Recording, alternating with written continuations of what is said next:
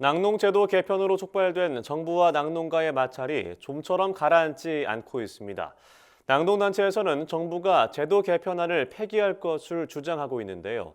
이 같은 요구사항을 비롯해 낙농 생산 기반 사수 대책을 촉구하는 결의대회가 열렸습니다. 손현진 기자가 현장에 다녀왔습니다. 우유 반납이라고 적힌 큰 통에 농민들이 우유를 들이붓고 일부 농민은 우유를 온몸에 뒤집어 쓰기까지 합니다. 지난해부터 정부가 추진 중인 낙농제도 개편에 대해 강한 항의 의사를 표시하기 위해서입니다. 낙농가 탄압이라고 써붙인 인형을 불태우는가 하면 낙농단체장은 삭발식에 나섭니다. 한국낙농유구협회는 16일 서울 여의도 산업은행 앞에서 농정 독재 철폐, 낙농 기반 사수 결의 대회를 개최했습니다. 이날 대회에 참여한 300여 명의 농민들은 영하 10도의 추운 날씨에도 목이 터져라 투쟁 구호를 외쳤습니다. 규탄 발언에 나선 후계 낙농가들은 현실과 동떨어진 정책으로 낙농 산업의 미래가 흔들리고 있다고 비판했습니다. 지금까지 부모 세대가 고생해서 어렵게 잘 잡은 목장들이 겨우 책상머리에서 나온 정부 대책으로 줄줄이 사라지게 됐습니다. 최근 정부가 낙농제도 개편을 논의하기 위해 낙농진흥의 일부 정관을 철회한 데 대한 반발도 나왔습니다.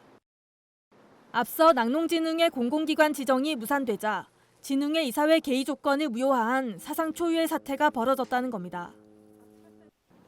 40년 동안 우여곡절을 많이 겪었지만 이번 정책같이 두서없이 좋은 행복의 시기로 이번엔 정책은 처음 보았습니다. 농민들은 정부가 우유 생산 쿼터 삭감을 위한 원유 용도별 차등 가격제 도입을 밀어붙이면서 농정 독재를 일삼고 있다고 주장했습니다. 왜 정부하고 협상을 안 하냐고도 합니다. 협상을 할 수가 없습니다. 정부가 정책을 만들어 놓고 그 짜놓은 틀 속에서 논의를 하면 논의가 되겠습니까? 이날 결의대회에서는 원유 생산 여건이 갈수록 악화하면서 낙농 생산 기반이 흔들리고 있다는 절박한 위기감도 표출됐습니다. 생산비 증가 영향으로 농가 부채가 지난해 21% 급증하면서 지난 한 해만 200여 농가가 폐업했다는 겁니다. 연일 오르는 생산자 물가를 비롯해 우유 가격의 40%를 차지하는 과도한 유통 마진 문제에 대해선 정부가 모르쇠로 일관하고 있다는 비판이 나왔습니다. 이에 농민들은 정부가 사료가 폭등에 대한 대책과 함께 FTA 피해 대책을 마련해야 한다고 목소리 높였습니다. 낙농유구협회는 이날 결의대회를 시작으로 국회 앞에서 무기한 농성에 돌입한다는 계획입니다.